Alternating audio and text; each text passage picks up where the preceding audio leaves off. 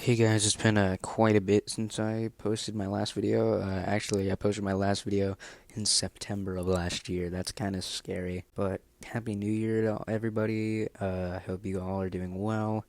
So basically, I'm making this video to go over my amusement park plans and coaster plans for this year. I got some pretty big plans so far and some revisits to some of my local parks, so let's just delve right into it. Before we get into anything really important, I do want to mention I got a GoPro Hero 11 Black, so I will be recording on-ride footage now.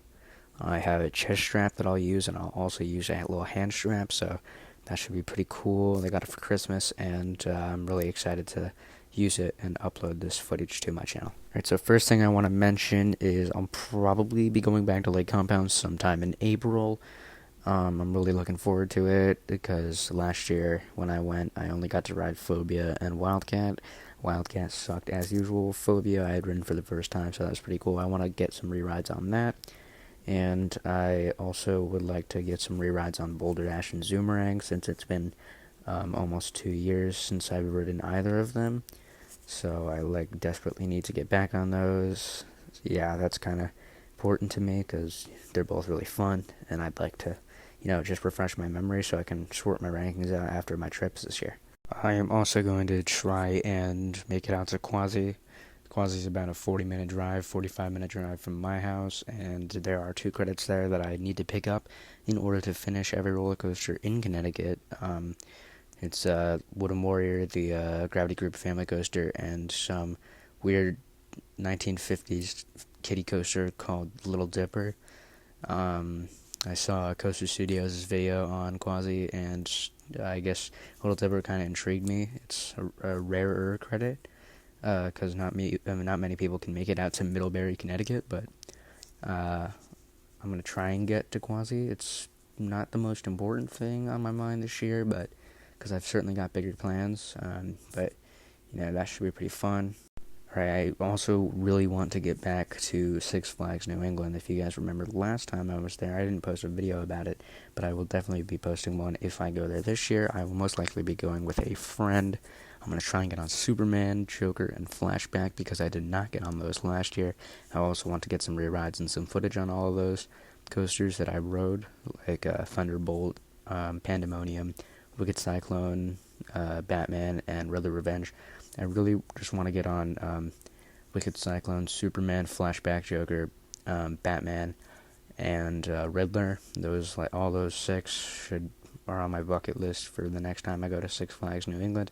I'll probably try and get on Thunderbolt again, but then again, I already got the credit. It's not really that important to me. And yeah, that's my plans for New England this year. I'll probably try and head there June, May, sometime around there. I know it opens in late March, I think, is when the park officially opens. I haven't done much research, but last year that's when it did, so I'll try to make sure to get back there. Now, the big reveal. I have some serious vacationing plans for July of this year, and I am ecstatic. I'm going to vlog this whole trip, but we are spending 3 days at Cedar Point. I am so excited. I had to sadly choose between Cedar Point or Kings Island. Originally, the plan was to go to both parks, but I guess we kind of are short on money for that. So I decided to go to Cedar Point instead.